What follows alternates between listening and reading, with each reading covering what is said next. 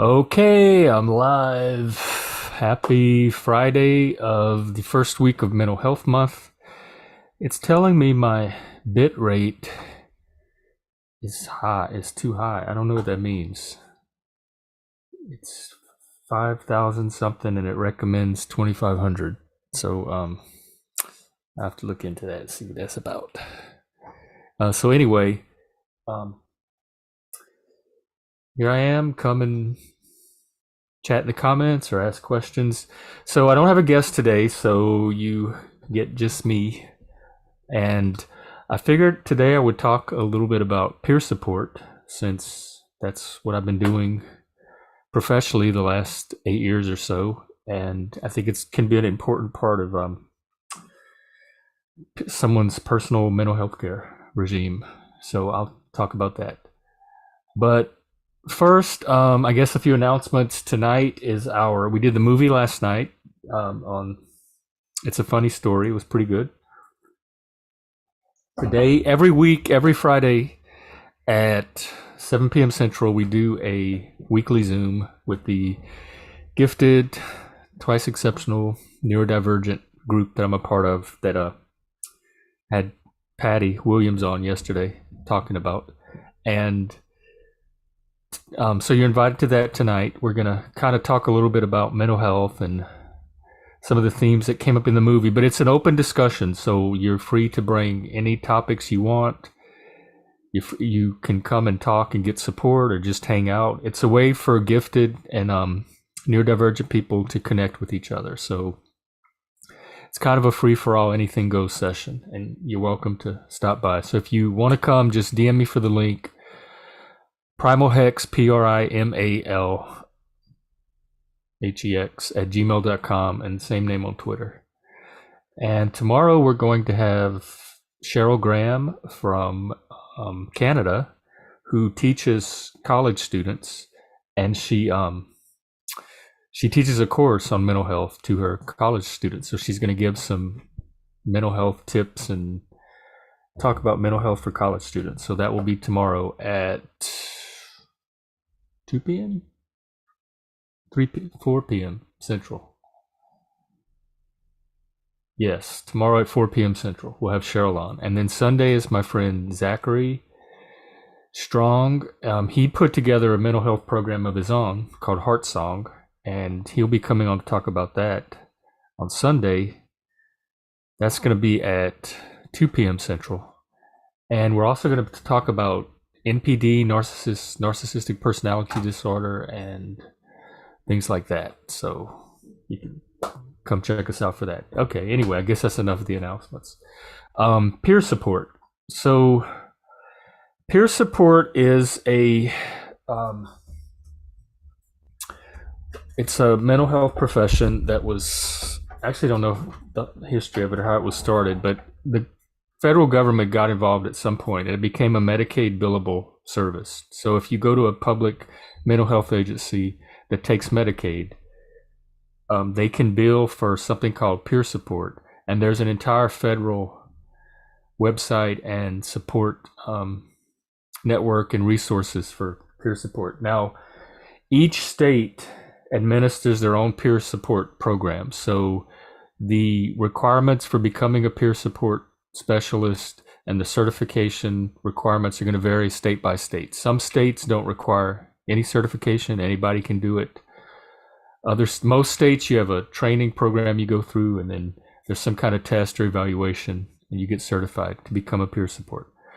So I thought that I would start by looking at the federal website. It's through SAMHSA, which is the Federal Substance Abuse and Mental Health Services Administration. So we'll take a look at their little presentation on peer support, and I'll go through it and give some of my thoughts, and then I'll tell you about some of the things I do in my own role as a peer supporter. So this is the SAMHSA site, and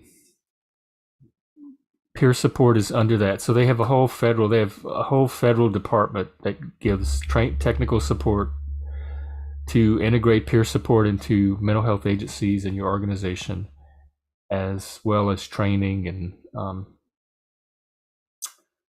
stuff like that. So here's some of the things that peer supporters do in the peer support role. We advocate for people in recovery. I was a mental health ombuds for about 2.5 years. And that's when people would come to me if they're having issues with their mental health services and they needed someone to help resolve them or to advocate for them with their providers or the mental health agency that they were getting their services through. And one thing we teach in peer support a lot is self-advocacy, how to advocate for yourself. So I'll talk about that today too. We share resources, we help build skills, building community and relationships. Y'all know how big I am on that. I did 3 or 4 episodes already on my channel about community support and the different aspects of how community can be beneficial in establishing and maintaining your mental health. We do group support. I've led many support groups. I helped start the autism support groups here in Seattle. I led a trauma group as part of my last job. I did the peer coffees that I've talked about before. Mentoring and setting goals, helping people develop goals and plans for what they want to achieve. And keep in mind, in the case of peer support at least, the peer, which is what we call our client, I'll get into some of the terminology too, because we're all technically peers. The peer is always in the driver's seat. They set the goals, they determine what they want. We help them figure out how to get there and support them in the process, but we don't determine the goals for them. So, but we can help them kind of learn to figure out what goals they might want for themselves. And it may also extend to providing services or training. I won't get into the supervision aspect. That's something new they're kind of rolling out in various places. Administering programs, educating the public and policy makers. One of the whole purposes of my channel, hopefully, is education. People can watch my channel and get one perspective from one peer supporter on their mental health and the experiences they've had, providing that to others. So they have what's called core competencies that they developed, and it's a whole big long list. I can give you a little peek of it, but we'll just go over. We'll just get a like an overview of it, because it's technical support, so they break it down into very granular, discrete components. So this is what the official federal list of peer support competencies look like, but I'll just give you a basic overview from this site.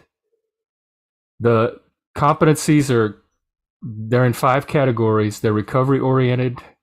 Recovery is a term that you might know from the substance abuse or alcohol drug community, recovering from addiction or recovering from substance abuse.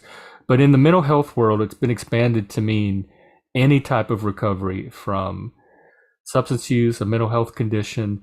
I define recovery myself as any progress that's moving you forward, that's taking you away from a state of crisis, trauma, addiction that you don't want to be in, toward whatever goal to you represents a movement away from that. So recovery is just any kind of forward progress away from a negative state toward a positive state that you're trying to attain. And there's a kind of a principle in peer support that recovery is nonlinear. It's not a straight line. You don't recover, you don't come out of negative mental health situation and suddenly into some kind of cure. It's a process. And it's nonlinear, meaning there's going to be setbacks. You're going to make progress some days, and some days you may regress or fall back, or in the case of substance use, you may relapse. And I don't work in substance use personally. I don't have any substance use issues or addiction issues, so I don't. Substance use peer support is its own kind of specialty of peer support that I don't really have the expertise to speak on. So I'm just using it in the sense of recovery in general. that applies to all forms of recovery. And I work mostly in mental health recovery, particularly trauma, recovery from crises or recovery from trauma. Peer support is person-centered. This is so important. I focus on the client I'm working with, the person in front of me. I individualize everything I do to their needs, to their wants, to their goals, their vision of themselves. Two important things about peer support that I find, I'll come back to this screen. Two important differences of peer support from traditional clinical services that you may be familiar with that I can identify are: one, we don't use diagnoses. We do not deal with diagnoses. It doesn't matter that you're diagnosed bipolar, or you're diagnosed major depressive disorder, or you're diagnosed, in my case, ADHD, autism. I work with a lot of neurodivergence. We work with the person and how various symptoms show up in the person, but we're not qualified to diagnose. We don't bill insurance, which is where a lot of diagnostic categories come into play. So we're able to work with the whole person, and we work with individual manifestations of what may be diagnoses if they're seeing a clinical person. I can work with individual trauma symptoms. I can work with symptoms of depression, but I don't, quote unquote, treat depression or treat PTSD or trauma as a diagnosis. So we don't work with the diagnostic categories, although we some of us are familiar with that language and we can speak it. And if the client is familiar with it and wants to use it, we're able to do that. But we are not diagnosticians or clinicians. The second feature of peer support is it is mutual. It is reciprocal. It is an equal one-to-one relationship. With a clinician, the clinician kind of maintains professional distance from you as the client, and the focus moves one way onto you. And they kind of treat you with what we are, their orientation is what we call the medical model.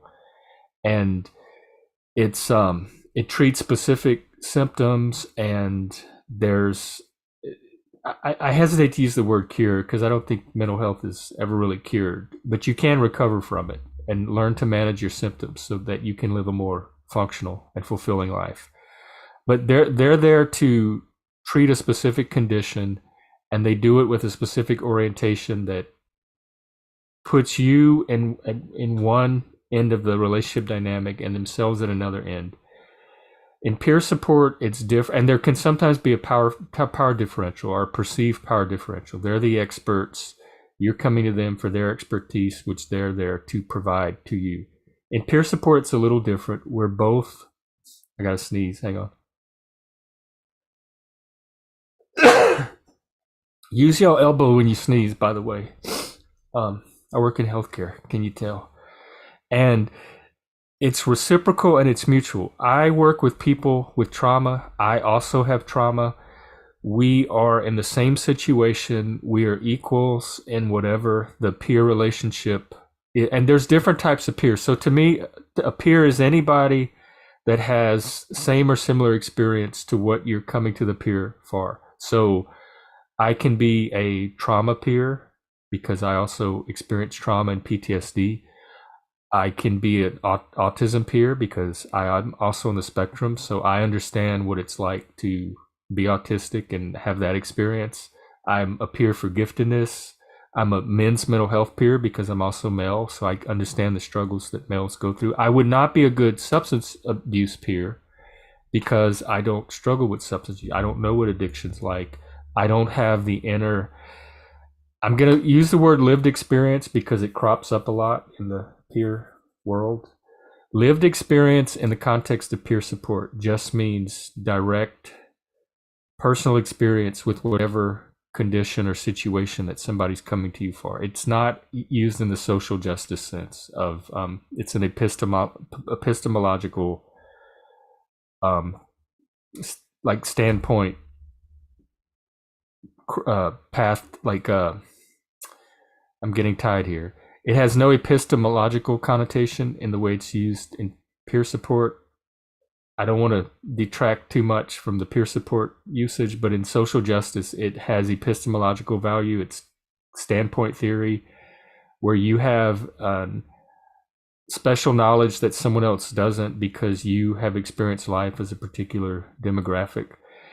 In peer support, it's really practical in a way. I can help you with PTSD because I also experienced the symptoms of PTSD myself. So I have direct practical knowledge of what that's like, and I can draw on that to help you manage and strategize ways to recover from your own trauma symptoms. Whereas a psychologist may be able to help you with PTSD, but they may not necessarily have PTSD themselves. So they're helping you through their knowledge of theory, their knowledge of best practices, evidence-based techniques that they can administer in their role as psychologists, but they don't necessarily have the lived experience to completely understand the PTSD symptoms that you're experiencing. So it's just different types of support for different needs. And we'll get into this a little on the SAMHSA side as well, but peer support is one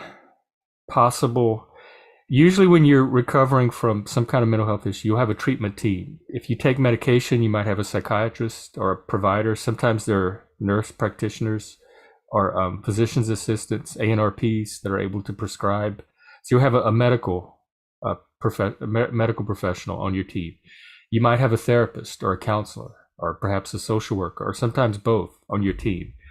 The social worker might help you connect with resources in the community, housing, groups, employment support, that type of thing.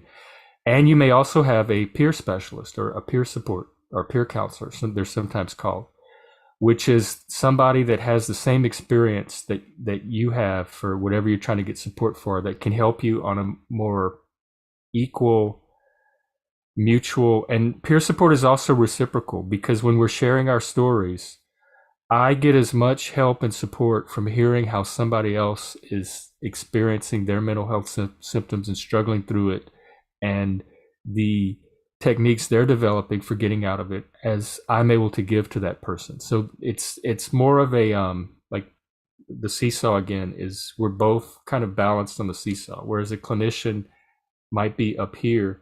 I don't want to use up in the sense of better than or superior to, but the power relationship or the helping relationship is a bit different in a clinical setting than in a peer support setting.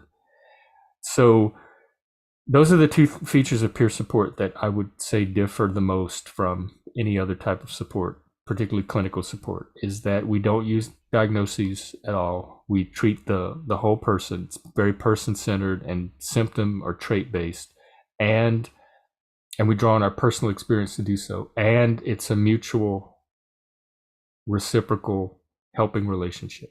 It's not a one-way, one-sided helping relationship. Okay, let's get back to the SAMHSA site. And it's very person-centered. Peer support is voluntary. You're coming to me out of your own free will. You can end the relationship at any time. I am there to help you. You are in the driver's seat. I'm in the passenger seat. You can kick me out of the car at any time. You can invite me into the car at any time. You are in control of the relationship. I am there to be helpful to you. And as long as I'm helpful to you, you're welcome to use me. If you find me to not be helpful, you're welcome to find another peer or just not use peer support at all. But it's your whole treatment from recovery should not rest on simply peer support. It's kind of an adjunct or supplementary form of support. Although if you have no support at all, peer support is better than nothing. But I always try to make sure that the people I'm working with are at least hooked up with a therapist, because I'm not a therapist. I can only do so much, but to do the really deep trauma and recovery work that's often needed, you will probably benefit from a trained therapist and would want a trained therapist on your team in addition to just me. But I as part of my peer support, I can help you find a therapist as well. Hooking up with people with resources and help them find the resources they need in their community is another thing that we do as peers. It's relationship focused. I talked a little bit about the special type of relationship that peer support is and how it differs from clinical relationship.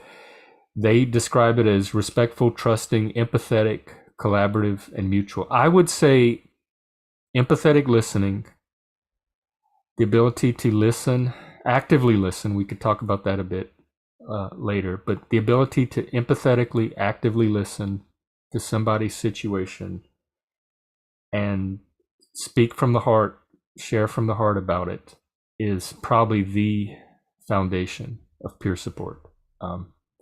It's trauma informed.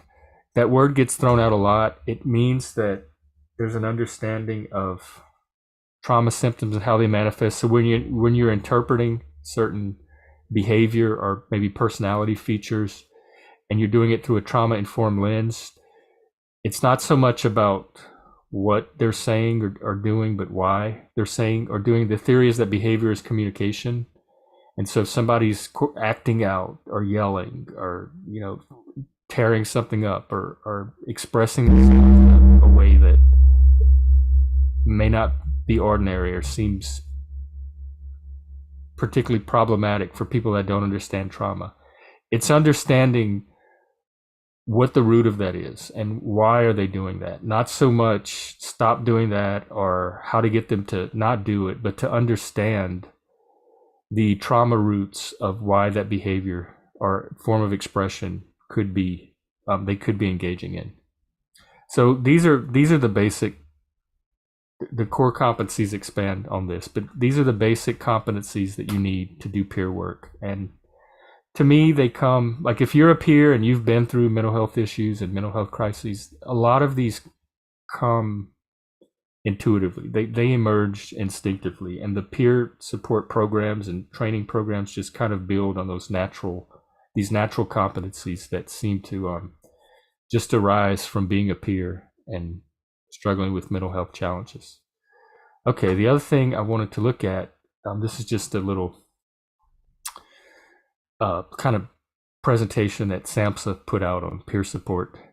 What is peer support? Is encompasses a range of activities and interactions between people who share similar experiences of being diagnosed with mental health conditions, substance use disorders, or both. This mutuality, often called peerness, between a peer support worker and person seeking recovery promotes connection and inspires hope. Usually when I talk about a peer, I'll say somebody's a peer or they're a peer. All I mean is they are also experiencing mental health challenges the same as I am. And so they kind of get it. They understand. There are clinicians that are also quote unquote peers because they experience mental health challenges, but sometimes in their role of clinicians, they are not able to express or allow you to access the peer part of them because they have to maintain that professional distance and professional boundaries. So you'll sometimes hear, oh, hey, Jeff is here.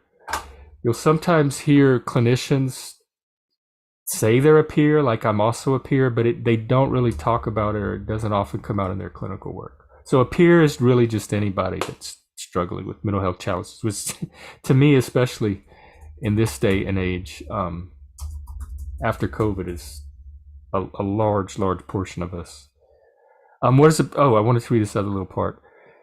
Peer support offers a level of acceptance, understanding, and validation not found in many other professional relationships. I remember I was working in a kind of an inpatient crisis center, and we had a lot of homeless drug users come in. They kind of come in for a week or so and get stabilized, and then we're supposed to help them get on a better track from there. And there was a guy in there, one of the nurses was talking to him. He had PTSD and he was escalating, and she wasn't really sure what to do. Usually they come and get me. When there's a client that's escalating, is go find Jeff, because I can usually de-escalate them, and I know what to do, or I know how to talk to them. So they came and got me, and he was starting to get worked up and not reacting well to her attempts to work with him. And I came it was kind of in the kitchen area. He was at the little table where they eat snacks. And I came and I approached him, and he's like, I don't, whatever was going on. It was something about his dog, I think. And my dog and this, and she's telling me this. And I said, listen, I have PTSD. I know exactly what you're going through right now, Believe me, I understand. And when he heard that, his whole reaction and approach changed. And he's like, really? You have it too? And we sat down at the table and we talked. And I'm like, yeah, I know what it's like to get worked up like that. I know the chemicals that are going off in your brain. And I was able to de-escalate him and steer it into a more productive conversation where we could actually talk about what was going on in the moment, what the larger issues behind that was, and he made enormous progress from that point forward. And that's all it took, was just having somebody that understood, could validate his experience, could accept it for what it was. And so that's an example of one of the things peers can do just by virtue of the fact that we know what it's like. We've been there. We know what you're going through. Let's see. So, provide support to others experiencing similar challenges. Non-clinical, strengths-based. Okay, I want to talk about strengths-based. That's super important. I am strengths-based. I look at what the person can do, not all the things that are wrong with them or what they can't do. What strengths, what abilities, what capacities are they bringing? If it's a deck of cards, I look at what are their high cards, what are their tens, what are their face cards. I don't focus on the twos and the threes and stuff. Even if their deck is mostly twos, maybe they have 1 10 card in there. That's the card I'm going to focus on and build on. And people have strengths they don't realize they always have. And part of your work as a peer is trying to help them uncover and see the strengths that they naturally have. Every time I'm listening to someone's story, I'm constantly identifying. Because if you got to the point where you're talking with me, you've used some kind of strength somewhere along the way in your life to get here. And part of my role is to kind of listen for how you got through some of these situations and help you start to frame those as strengths and identify the strengths that got you through. Oftentimes, weaknesses or things that are perceived as weaknesses can be reframed as strengths, that they're actually strengths. A lot of time, people, like with teenagers, like their impulse to run away can actually be the instinct to remove themselves from an abusive situation is actually healthy. The running away or the executing of it may not always be. I talk to people that want out of abusive relationships, or they want to leave abusive workplaces or hostile environments or hostile workplaces. That's a strength. That's a very healthy instinct. I tell people that all the time. Your instincts are very healthy to want to leave this situation.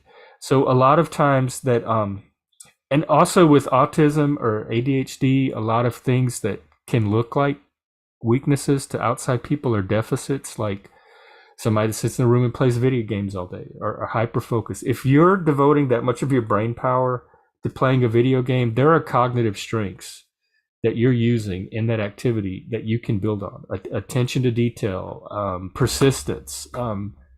Like I get really frustrated with video games. One, because I can't work the controller because I have dyspraxia. But two, I hate doing the same thing over and over. And when you die and you have to start the level over, I get frustrated after 3 or 4 attempts. Somebody that can sit there and master a video game level after 100 tries, that's persistence.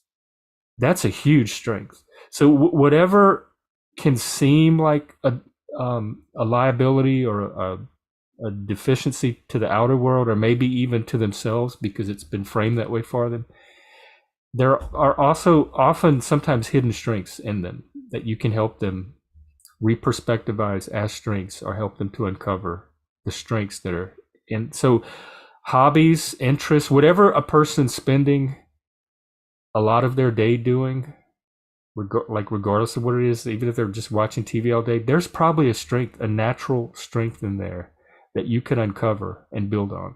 So working with strengths and being strengths-based is a huge part of the work I do. And I think it's essential, or at least very, very, very helpful in mental health recovery. Jeff is saying that he had a lot of homeless people come in where he worked too. Oh my God.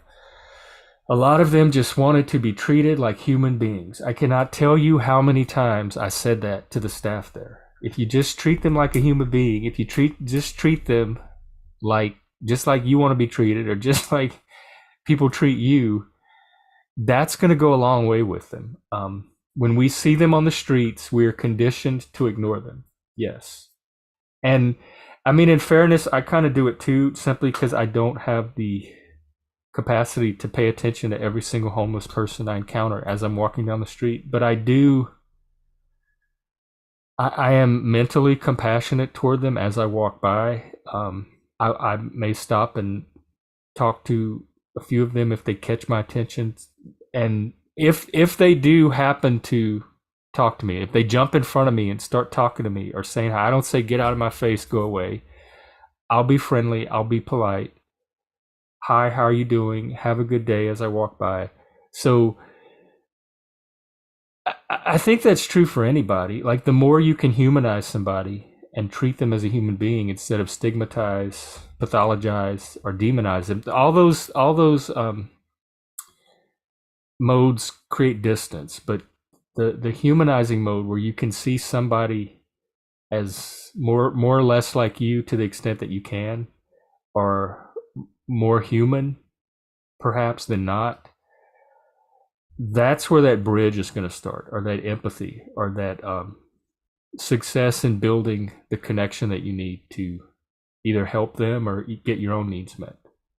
So yes, Jeff, absolutely. I've said that so many times.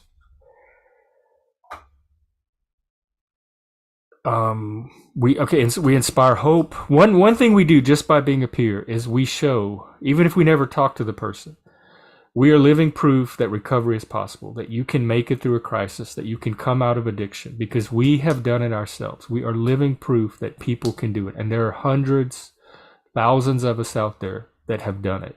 So if a peer does nothing else, just by virtue of being a peer and being open about our experiences, we can hopefully inspire hope where we can, and we can certainly be evidence that recovery is possible and that it does happen.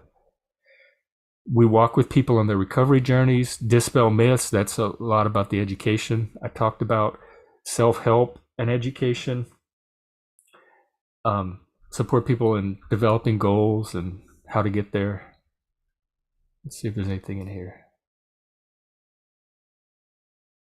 Break down barriers of experience and understanding. We work in a range of settings. I personally have said that I think every doctor's office, every medical setting should have a peer in their lobby. Just hang out, even if it's like your general practitioner, the eye doctor, or the dentist even. Those are some of the most vulnerable settings. When you're sick or you need health care and you're in the lobby of your healthcare professional, those are some of the most vulnerable settings you can be in. And I've seen all kind of situations. I used to be a patient service rep, like the front desk person in your medical office.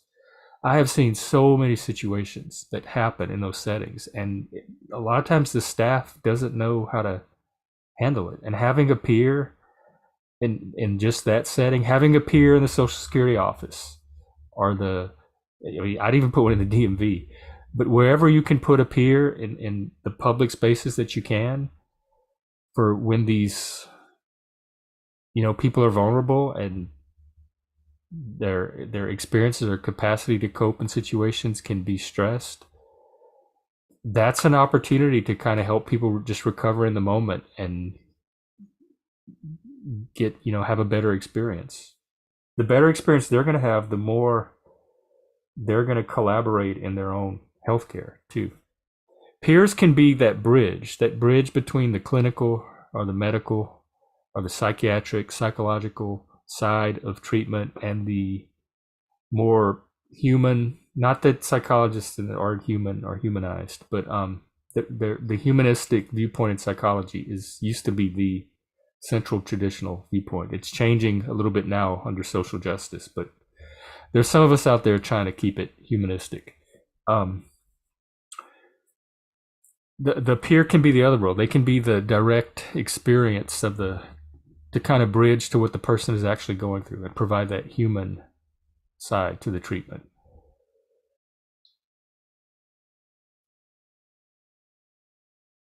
The role of peer support complements but does not duplicate the role of therapists, case managers, etc. Yes, we are our own particular brand of service, just like psychology provides its own particular type of service. There's really no substitute for either one. A psychologist couldn't necessarily give peer support in their role as psychologist any more than I could do therapy with a client in my role as a peer. These are just some of the things that they found peer support helps out with.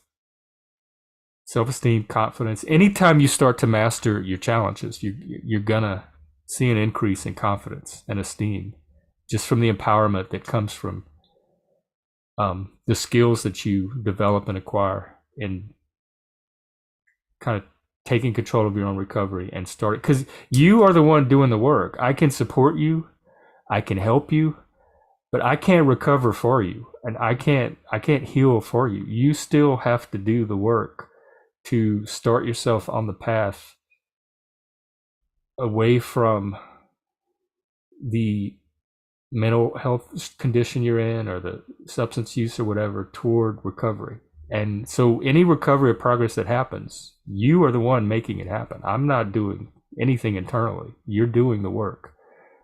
And see increased sense of control. I talk a lot about locus of control. It doesn't matter what the external facts or causes are, so much as what can you do about them. Yes, it might be unfair, it might seem unjust, but if you still have the ability to take control of much of it as you can, you are better positioned to develop a solution rather than relying on whatever external factor you think might be impinging on the situation or the cause of the situation.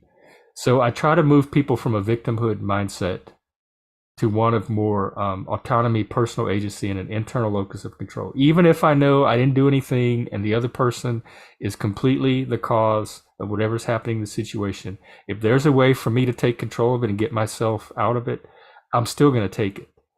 And in PTSD, it's fight or flight. If the other person if I'm having a reaction, like there's a communication breakdown and a PTSD reaction, I'm starting to escalate.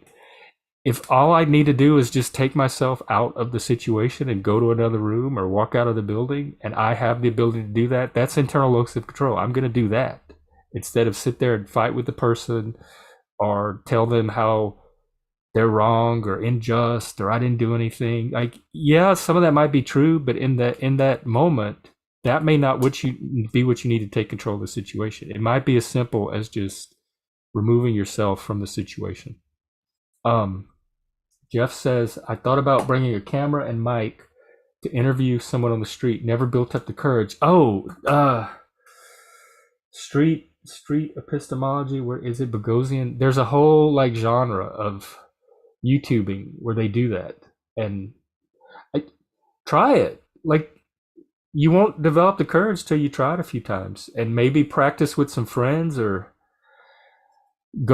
maybe don't go on the street, but go to maybe your favorite coffee shop where some of the regulars know you and ask if you could interview a few of them. Find your comfort level and then work out from there, or just throw yourself in the deep end and just do it. And you don't always have to post it. Just take your camera, record it, probably get their permission, and then if the experiment is not quite what you were expecting, like the results, you don't always have to post it. But I say absolutely try it. If I were in Arizona, I would go out with you on the street with a camera and talk to people. They have what's called here they call them PAC teams. They're kind of outreach teams that some of the agencies have, and they go to the homeless encampments, and if they see homeless people in the street, and they do outreach to them and try to get them to start engaging in services. And a lot of times peers or peer supporters will be part of those teams, and they're able to really make that bridge to the homeless, especially if they were formerly homeless themselves, or maybe even currently homeless. You can have homeless peers. Another thing I wanted to talk about, particularly in relation to support, I've done those episodes of community support. I want to talk about what in the peer world we call natural supports.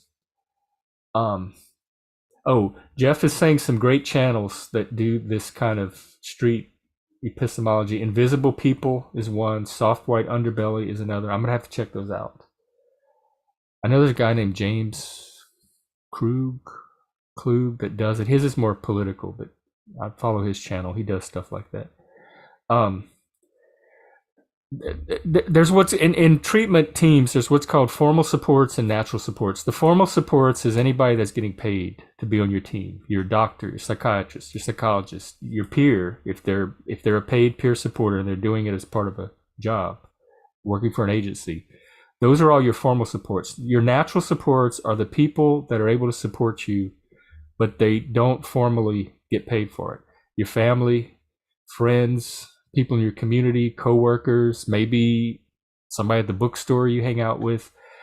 And one thing I try to do when I'm working with someone, like one of the first things we do almost is look at your support system and try to figure out ways to fortify it and start building it up into a healthier support system. Because to me, you can't ever have too healthy of a support system, and you can never have too many people on your support in your support network. So a lot of times building up that support, that natural support system, and then some people I find are not comfortable, or if they don't have a lot of practice with it, using support or asking for support or knowing kind of what to do with a support system or how to use one. And I have found myself when I'm working through something particularly difficult or challenges, if I can get support for it, and support doesn't mean they're going to come in and do it for me. It just means they give me that little extra reinforcement, encouragement, or boost that I need to continue to do it myself. Like even I just started my practice, sadersgrove.com. It's men's mental health, particularly neurodivergent men. I tried to do it on my own. I tried to build a website on my own. I tried to do the licensing and all that on my own. And I got to a point where I realized it was not going to happen if I had to just do it all myself. So I got a business coach that works with people on the spectrum with ADHD. He has a practice himself. He helped me. He guided me through the process. He helped me with the website. He gave me that support that I needed to get me the results I was trying to get. If there's something you're weak in, delegate, get support for it. Use your strengths, play to your strengths, but the areas that you're not strong in right now, like you can always develop or build them later. But if you have a need right now that requires one of your areas of weakness, find someone that can help you with that. Barter, trade, pay, whatever. Now, support networks, if they're healthy, are usually reciprocal and mutual. Everyone's getting support from the network. So it's not like tit for tat where, oh, you supported me this day and I owe you this amount of support next week. People just kind of draw the support when they need it, and they give the support as they're able to give it. And it usually all balances out, especially if it's a healthy network. I have a friend that was going through a particularly difficult situation, and I kept finding ways he could get support for it because I realized he's trying to do it all himself. Like this is he's embarking on a monumental undertaking to get himself out of a situation he's in. And he's kind of reticent about there's a certain vulnerability in asking for support too that I can kind of understand, but there's no shame, there's no weakness in receiving support, and you probably give as much support to the people you care about as you're asking for in the moment anyway. So don't feel too bad about using support. And if you have hang-ups or like reservations about using support, just talk through it with somebody. But trying to do something alone, I've done both. I've done things alone and I've done things with support. And doing it with support sometimes gets much better results than I could have achieved on my own and makes all the difference as to whether that thing actually gets executed or not. So if you're struggling, use support. Wrestle with all of your reservations about it later, but don't let that keep you from using it in the moment, because sometimes that could be the thing that makes the difference. Also, if you're struggling with mental health, reach out. The SAMHSA site, where was it? I saw it here. Hang on. Yeah, this thing. Call or text 988. I don't know what that is. I've never tried it, but this is the federal government side if you're in the US. If you are not in the US, you could probably Google crisis line, help resources, mental health resources, type in your location. There's usually some place you could reach out if you're struggling with mental health. A friend, a trusted family member. Just open up for somebody. Don't try to struggle alone. Don't try to do it alone. Don't try to take on large tasks alone, especially if you're in the middle of a crisis or just coming out of a crisis where you're not at your full capacity. But basically, use support when you need it. And I try to destigmatize that as much as possible. People have found that peer support, there's decreased psychotic symptoms, reduced hospital admissions rates. That's one reason that the federal government got behind it in the first place, because they could start to see the benefit it was having, and it was low cost, and it yielded a lot of positive outcomes and results that they were looking for. So they had the actual data and numbers to back up the effect of peer support. So they started putting more resources into training and developing a peer workforce. Okay, I guess that's it for that little thing. Some other things I guess I want to touch on, like one of the backbone for me of peer support, the tool that I probably use more than anything else, is my own story, my own journey in mental health. I can use my story to help other people get a perspective on their own story, and I can gain a perspective on my story from hearing other people's stories. So the sharing of stories, the sharing of your story, and the receiving and listening to the stories of others that you're helping, to me, that is the background of the backbone of peer support, that empathetic listening I was talking about earlier. And I guess this is a good time to talk about active listening. I'm a natural listener. I love to listen. And a story for me, listening to a story it's like a 3D IMAX experience. It's as enthralling to me as watching a movie or reading a book. But with a movie or a book, I'm passively experiencing the story. I have to take it in the form it's being delivered, and it only comes in that one form. Now, I can read a book multiple times, and I can get something out of it each time and find deeper and deeper layers of meaning in it each time. But it's still, the initial data set doesn't change. When I'm listening to a story and it's interactive, I can ask the person to take me this way, or let's go down this path. What happened here? I can have them turn the story or go back to another part of the narrative. So I can kind of help shape the story for me to gain a better understanding of it and go deeper into it than I couldn't with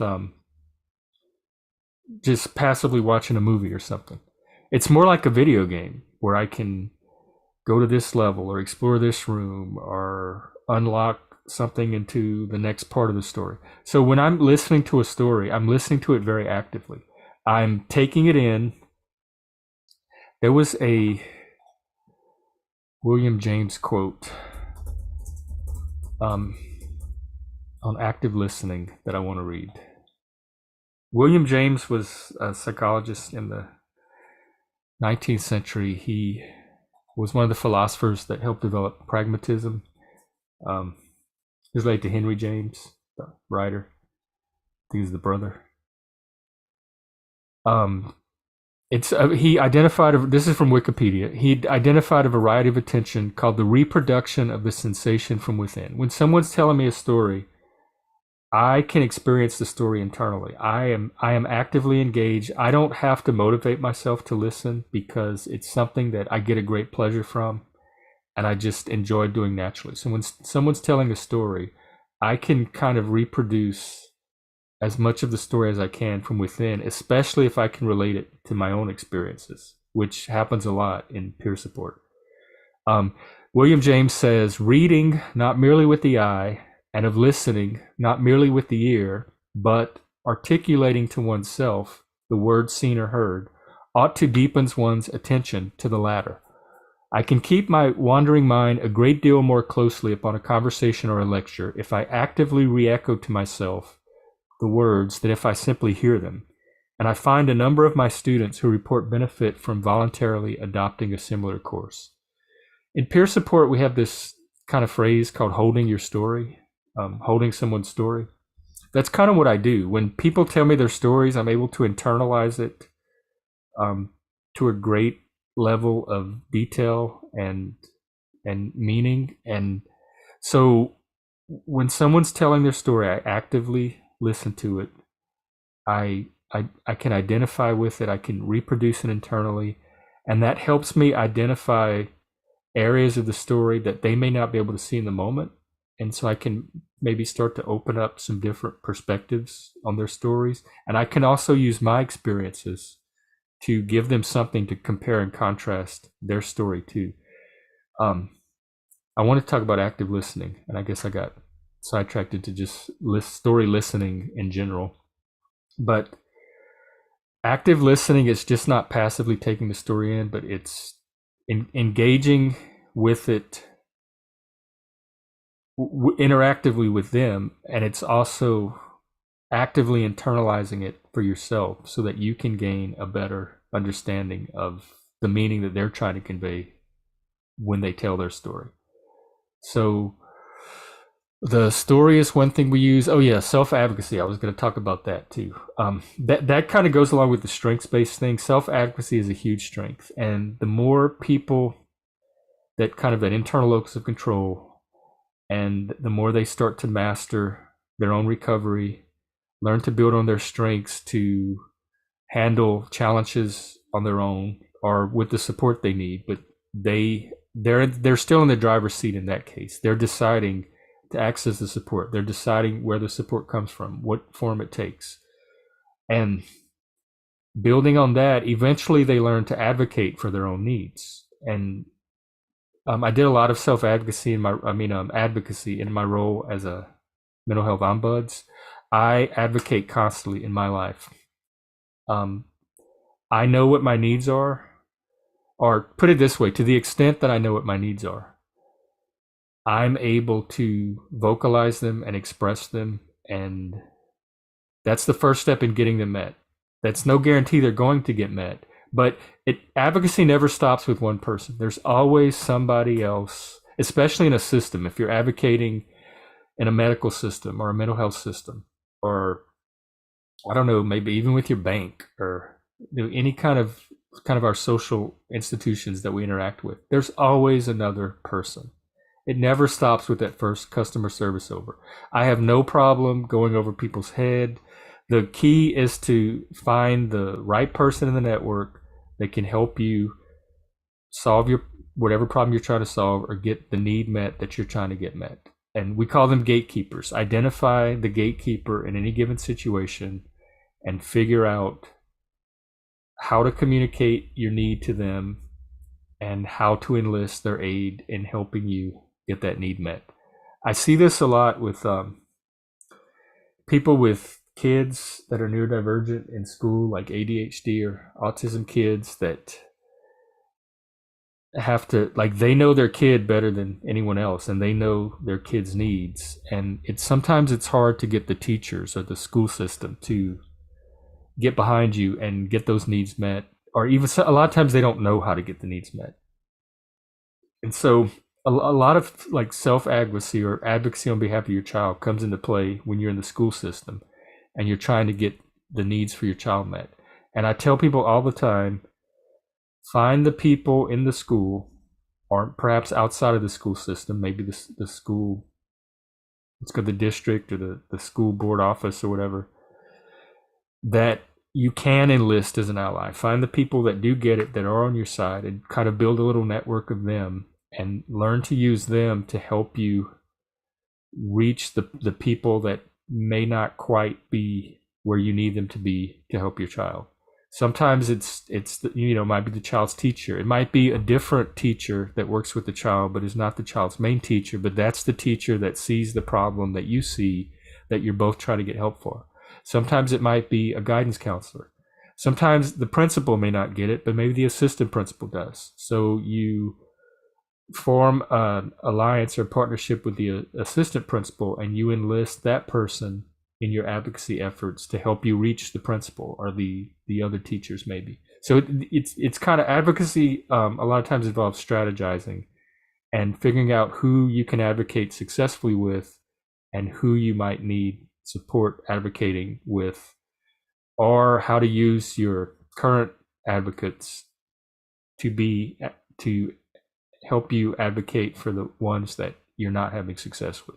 And that's if you're advocating with systems. But self-advocacy itself is just, it's knowing your boundaries, your limitations, knowing how to express and communicate those, knowing your own needs, how to express and communicate those. It's using your voice. When you discover your voice, there's a certain power in listening that can help somebody when they have the right listener or audience that can help them to bring out their authentic self and begin to see maybe a person that they didn't even know they were. But through listening, you can help make that possible for someone else. There's also a great power in finding your own voice and the ability to express and communicate your own needs or your own boundaries and limitations.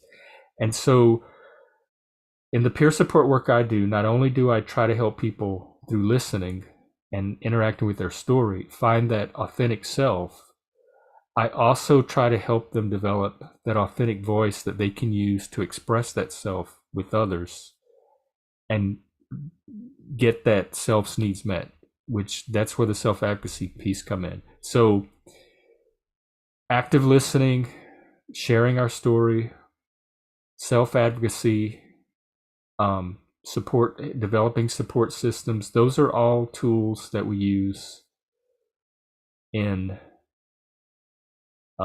peer support.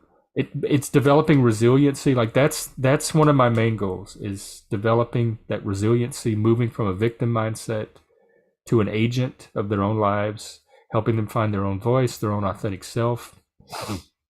A lot of the peer support I do is for gifted people.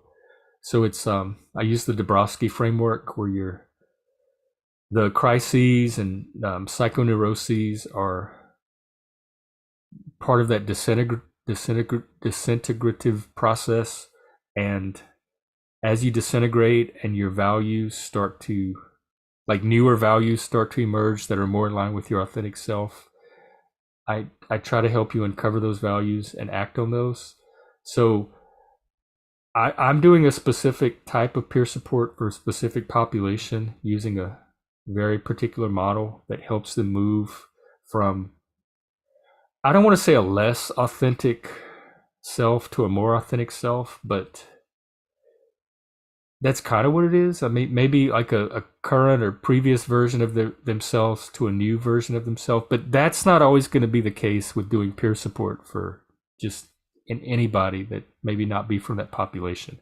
But I think everybody can uncover their authentic self and determine their authentic values and begin to speak and express from their authentic voice. And I think peer support can be a huge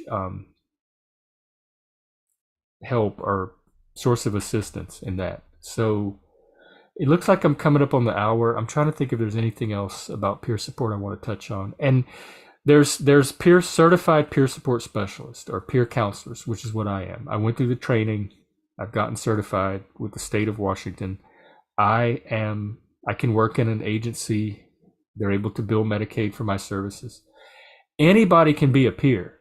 If you are struggling with mental health issues and you've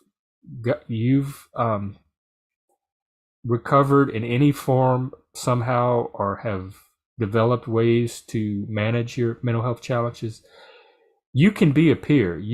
I was always that person growing up that people came to when they had problems. They could call me in the middle of the night. I could go have coffee with them, or we'd go to lunch. I don't mind listening to people's problems and giving my feedback and kind of helping them creatively problem solve and strategize solutions. So I've always kind of been that person. You probably already do something like that for your friends. You probably all do it for each other. That's kind of a type of peer support. So there's kind of two connotations of peers. There's when people talk in the peer community, people talk about peer. This person's a peer.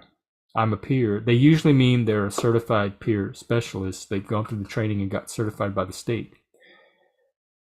But they also mean anybody that can help somebody or understands mental health challenges. So I guess the word's kind of fuzzy depending on the context you're using it in. But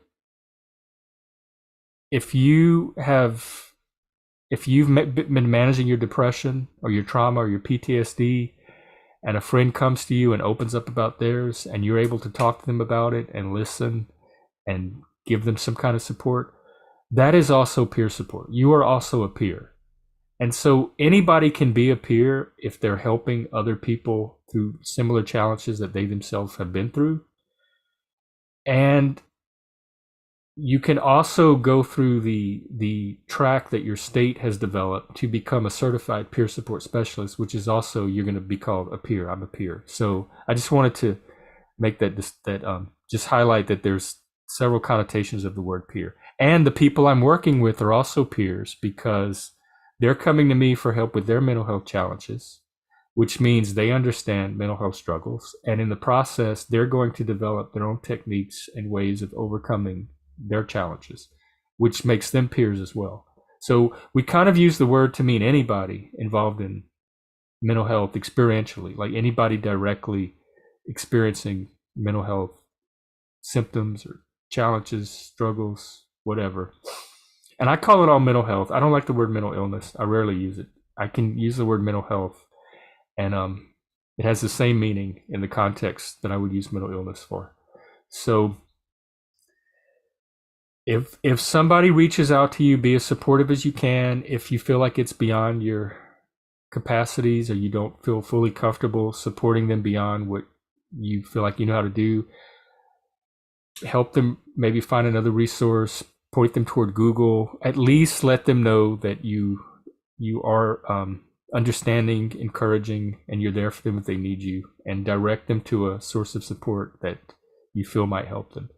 So I try to destigmatize opening up about mental health. I try to destigmatize reaching out if you have mental health struggles. And a lot of times, especially if people have been struggling alone, they don't always know how to evaluate how severe a mental health issue is or is not, what a crisis is, what a crisis is not. Some of it's subjective. So anybody in the moment that's struggling, if they're reaching out at all, they're reaching out for a reason. It doesn't matter at that point. Just listen to what's going on with them. Listen to their needs in the moment and try to help them and address them as best you can, or help them find another source of support that might be able to. And at the very least, don't try to make it worse by stigmatizing it even more, pathologizing it, or demonizing it. So I guess that's what I have to say about peer support for now. I'm sure other aspects of it will come up throughout the month as I continue with the mental health month topics.